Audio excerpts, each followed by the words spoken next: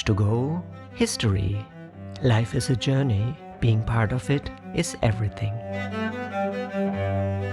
Hello, my name is Jessica. Welcome to episode 33 of my historical travel podcast, Voyage to go, history, where I take you on the most adventurous journeys from the past that continue to shape our view of the world today. In the true story I'm currently telling you, 17-year-old German Georg Forster travels around the world with his father, a naturalist in the 18th century, aboard a sailing ship under the command of James Cook. Georg's travel narrative is written in the language of the 18th century. To make it easier to understand, I have largely translated it into modern English. Forster's knowledge reflects the second half of the 18th century, so in the Voyage to Go History podcast, I will occasionally provide additional information and context.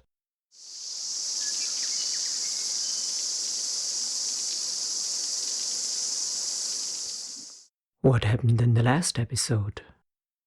In the last episode of the journey aboard the HMS Resolution under Captain James Cook, and accompanied by naturalist Georg Forster, the expedition reached the island of Tongatapu, one of the so-called Friendly Islands in the South Pacific. Together with Captain Furneaux and the artist Mr. Hodges, Georg explored the island's diverse culture, sophisticated agriculture, and impressive craftsmanship. They observed religious ceremonies led by a local priest, tasted the intoxicating pepper drink, and met influential figures like Atagha, a local chief, and the Latu, the island's highest-ranking leader. The crew documented musical instruments, canoe designs, and elaborate trade items such as feathered ornaments and shell decorations. Despite episodes of theft and even violence, triggered by impulsive gunfire and a brutal pursuit of a suspected thief, the islanders remained remarkably welcoming. Georg reflected on the role of religion, luxury, and power, noting similarities with other societies they had visited. By the episode's end, Georg affirmed that, like the earlier reports by Dutch explorers Schouten and Tasman, their own experience confirmed the island's reputation. Even knowledge of past attacks on Schouten's boats at nearby Cocos, Trader Hope, and Horn Islands did not change his view. These truly were the Friendly Islands.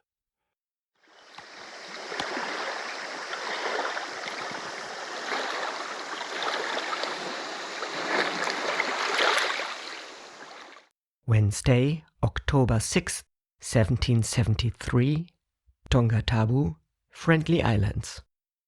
Here on the island of Tongatapu, no European had set foot since Tasman's time, and although that visit lay 130 years in the past, they still found Tasman's descriptions to be largely accurate.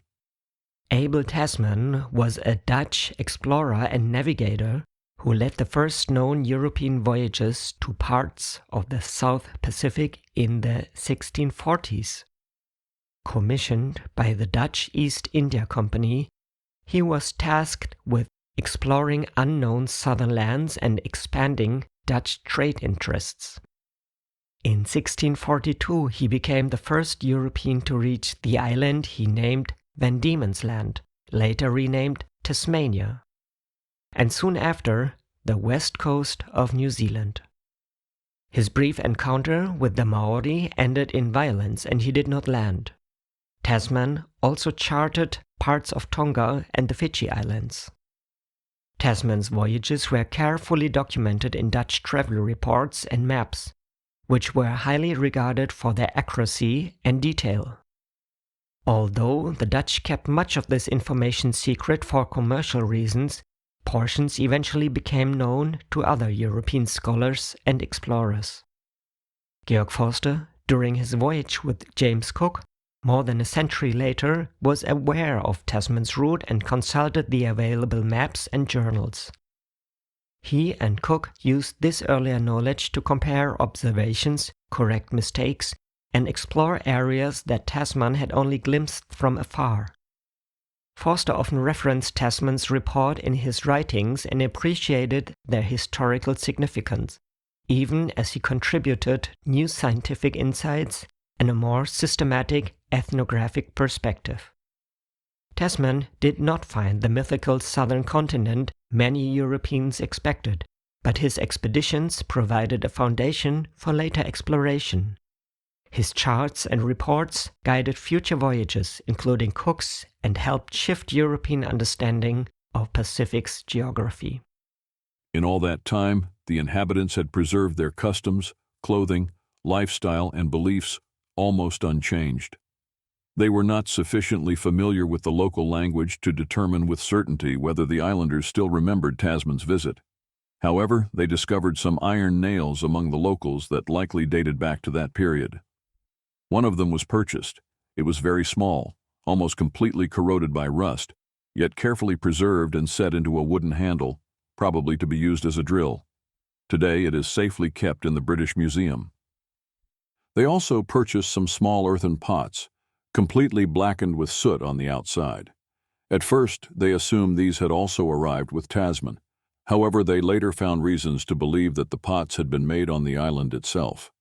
The reports by Schouten, Tasman, and Bougainville agreed with their own observations in noting the locals' tendency toward petty theft, at which they were highly skilled. Tasman and Captain Wallace also shared the view that the islanders commonly cut off their little fingers. Schouten and Lemaire had reported that the inhabitants of Horn Island were just as submissive to their king as the people of Tongatapu. The islanders' awareness of the foreigners' superiority had once made them very submissive toward the Dutch. The king had thrown himself down before the Dutch ship's clerk, and lower-ranking chiefs had gone even further, placing the Dutchmen's feet upon their own necks as a sign of submission. This might suggest that they were servile and cowardly. Yet Georg and his companions disagreed with such judgments, as the islanders now behaved toward them with a confidence and boldness befitting people of good character. They were courteous, but never servile.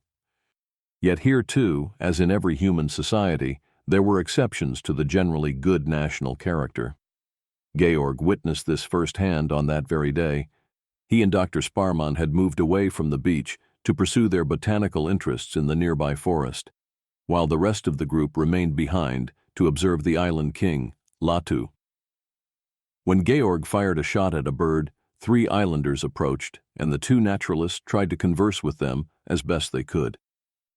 Meanwhile, Dr. Sparman noticed his bayonet was missing and returned to search for it. That seemed to be the moment one of the 3 islanders had been waiting for. He grabbed Georg's musket and attempted to wrest it from his hands.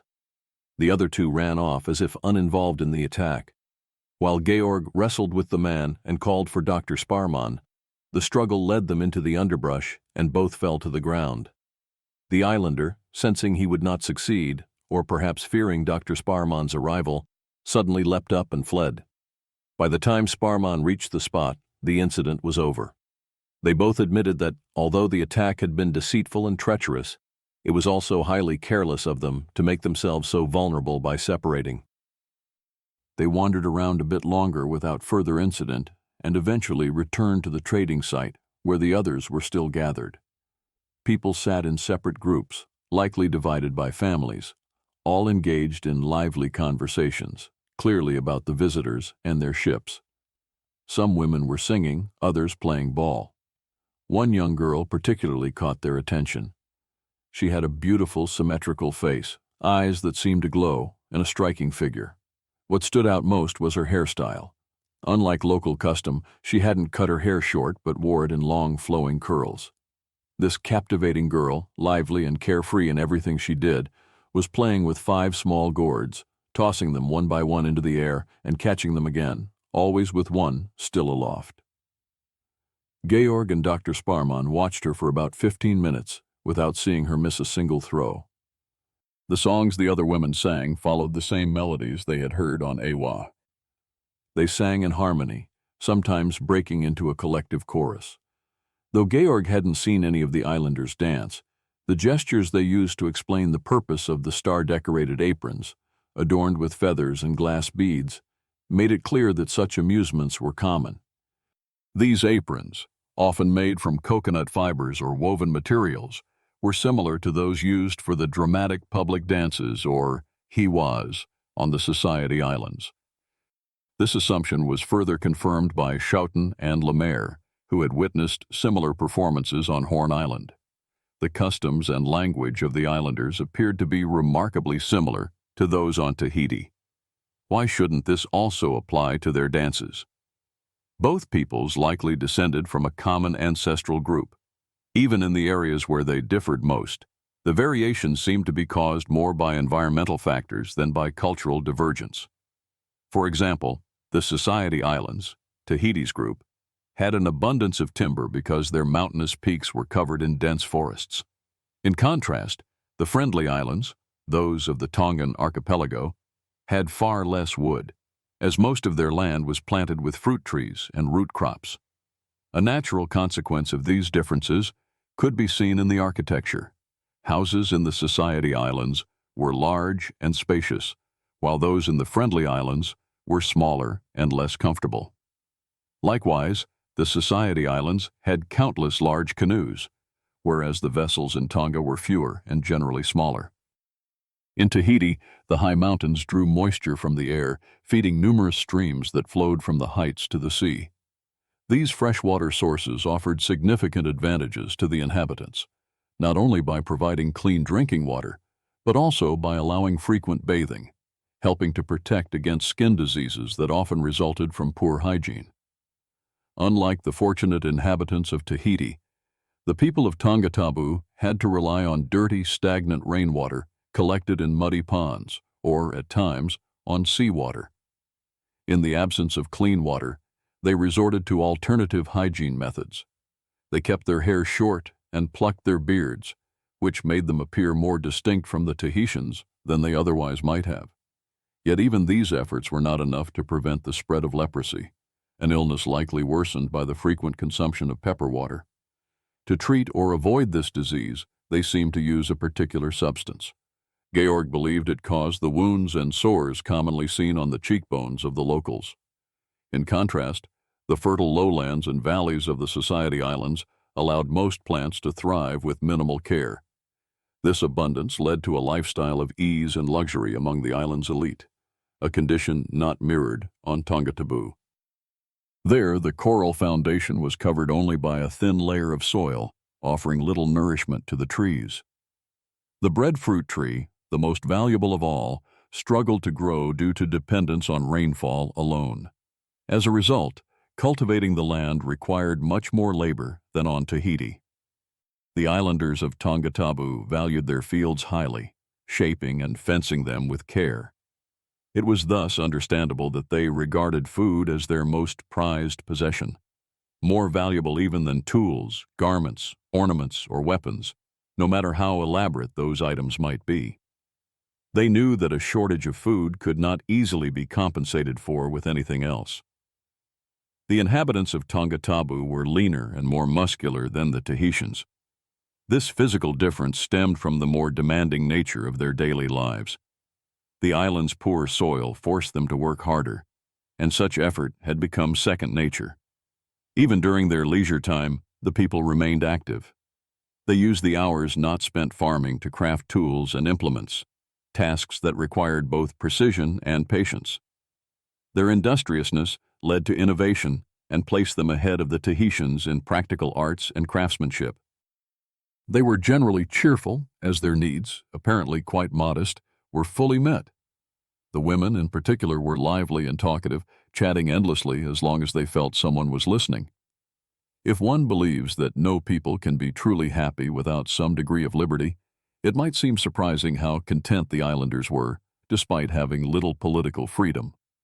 Yet, as Georg and his companions knew from their own experience, one didn't need to travel deep into the South Seas to find an example. A neighboring nation, though living under strict oppression, was still known for being one of the most joyful and quick-witted among them.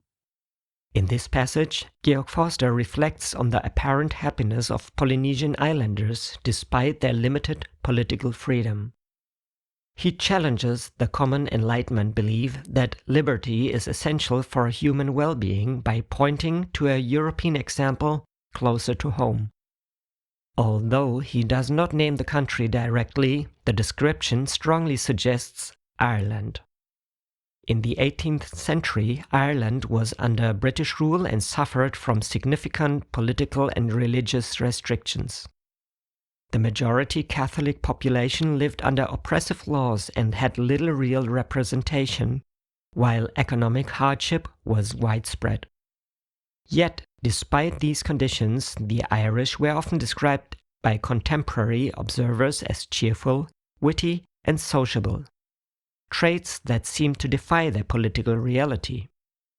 By referencing this neighboring nation, Forster invites readers to reconsider rigid assumptions and the connections between freedom and happiness. Just as the Irish found ways to maintain joy and vitality under domination, so did the Polynesians demonstrate contentment with their traditional hierarchies.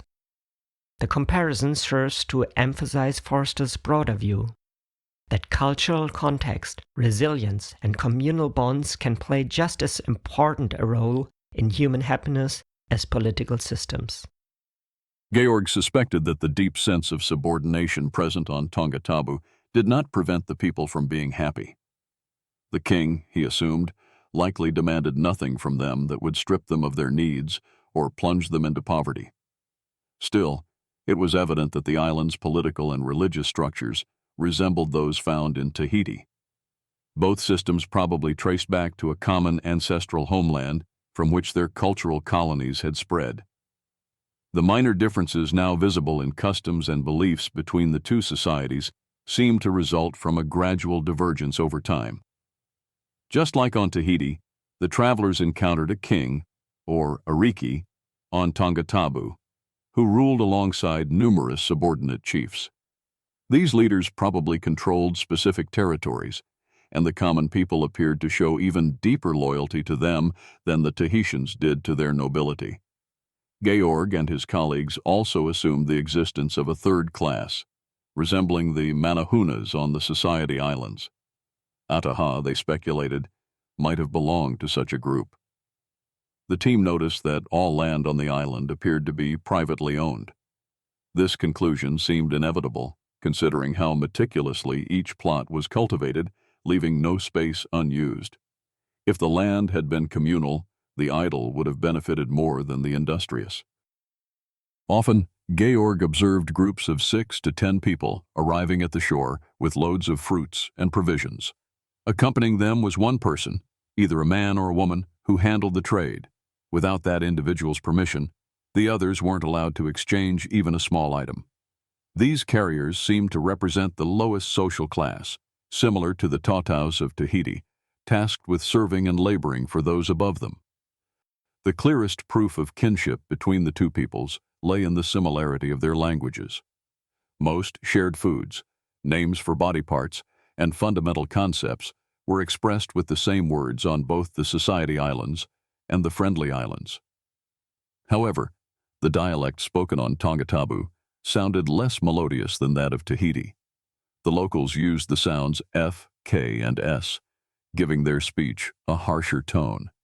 Yet, this was softened by frequent use of the gentler consonants L, M, and N, along with the vowels E and J, and by a generally sing-song intonation.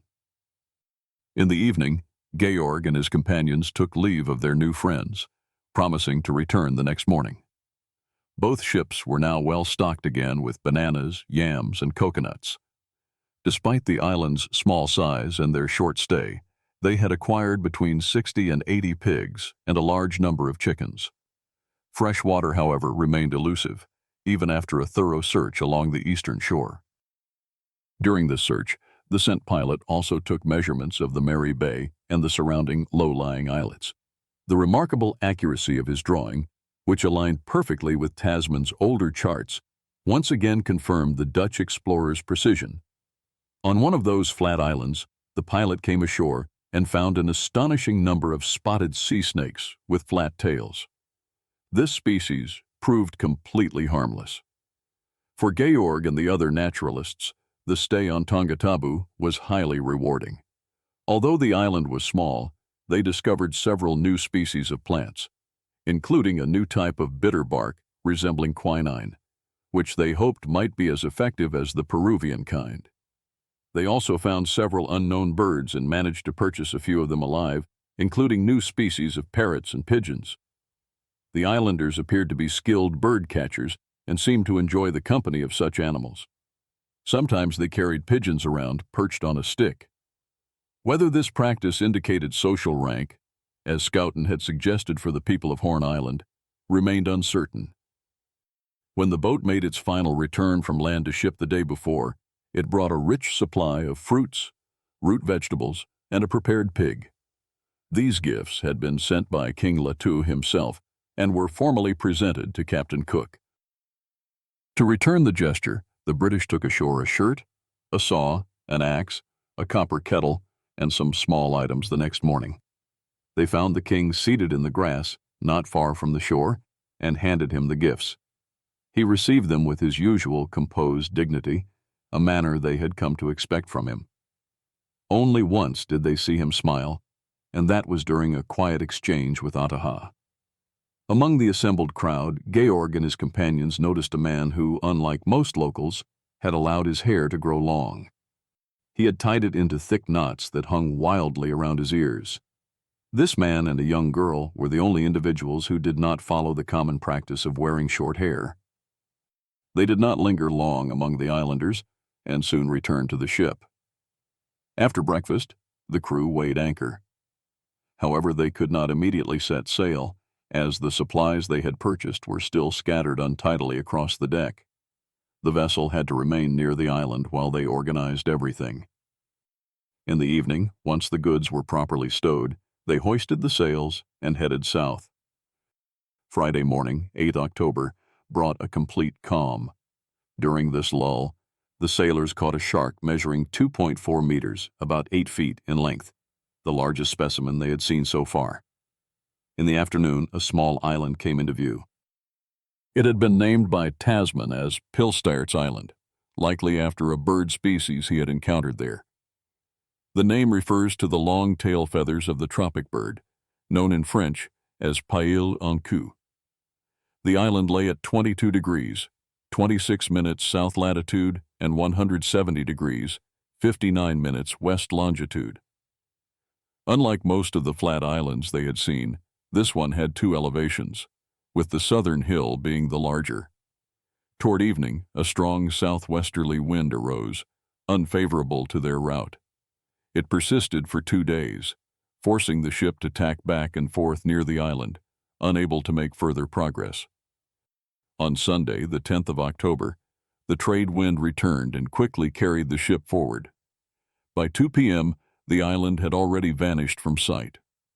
They now left the tropical regions of the Pacific and set their course once again for New Zealand, from which they had departed 4 months earlier.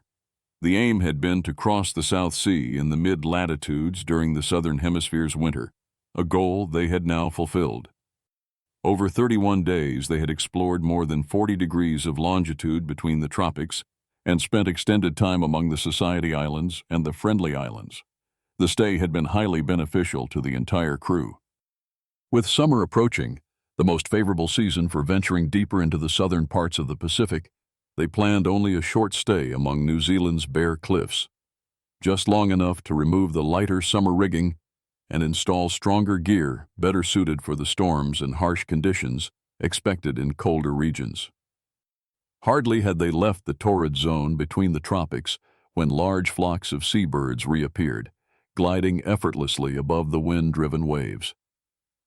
On the 12th of October, among many birds found only in temperate zones, they spotted an albatross, a species never seen within the tropics, but commonly encountered near the poles. Nature had indeed carefully assigned each creature its proper habitat. Until the morning of the 16th of October, the weather remained fine and favorable, but then turned rainy. Around that time, the crew discovered a dog down by the pump well, one that had been purchased on Huaheine. Like many others, it had refused to eat the ship's provisions and had apparently survived in hiding without food for 39 to 40 days. Its body had withered to a skeleton, its legs were paralyzed, and bright blood seeped from its rear. As pitiful as the sight was, it led to a valuable insight. From that point on, the crew resolved to buy only young dogs of that kind, having found that older ones could never adapt to the new diet, no matter the effort. During the night, several jellyfish drifted past the ship, their phosphorescent glow so bright that the sea appeared more star-filled than the sky. Each day brought more seaweed, petrels, and albatrosses as they neared New Zealand. On the 19th of October, the sea glowed. On the 20th of October, flocks of storm petrels signaled they were close to land, and the next morning at 5 a.m., mountain peaks appeared on the horizon.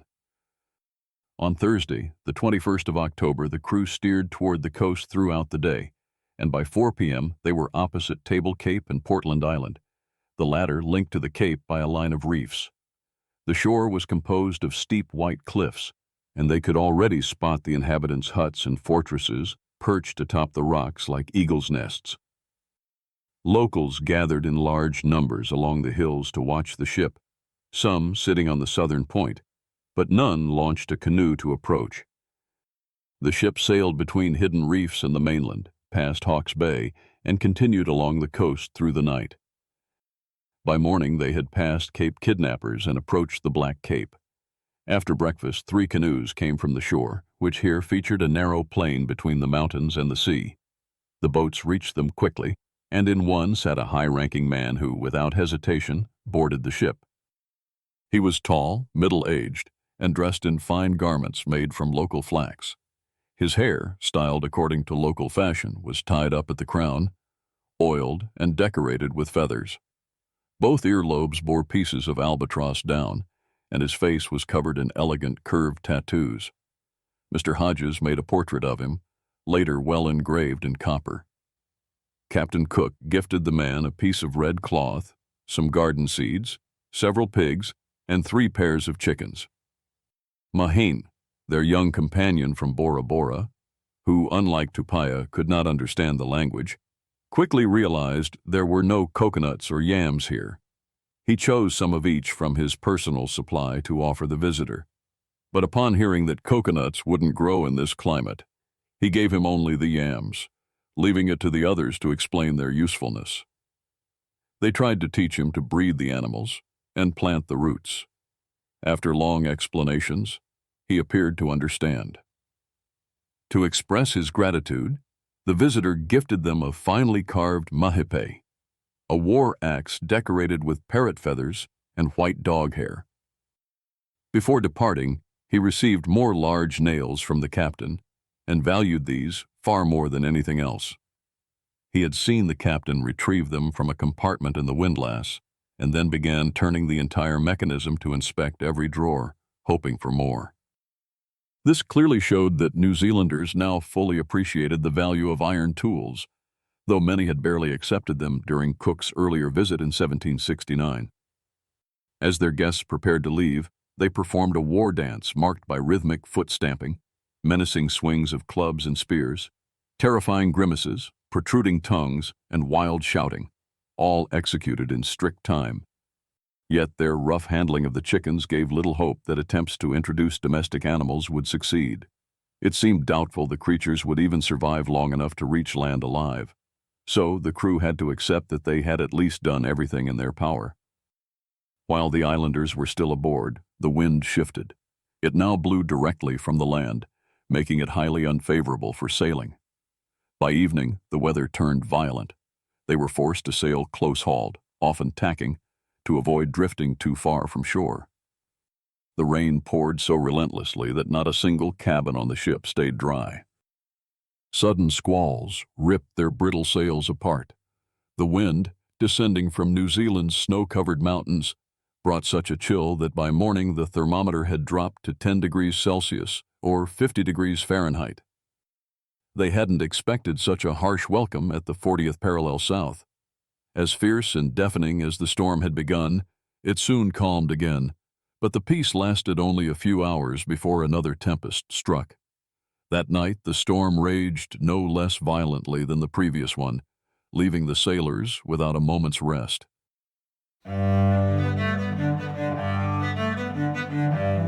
That brings episode 33 of Georg Forster's journey around the world about the HMS Resolution to a close.